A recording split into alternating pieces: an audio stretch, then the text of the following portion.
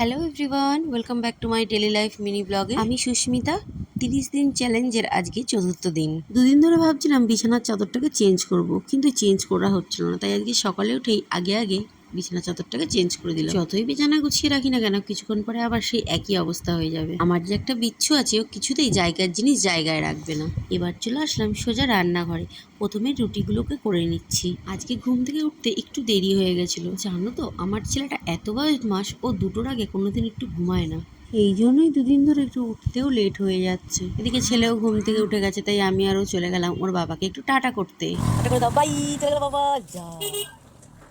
ওপরে এসে করে নিলাম একটু টিফিন। এদিকে আজকে করেছিলাম রুটির সাথে ভেন্ডি আলু ভাজা।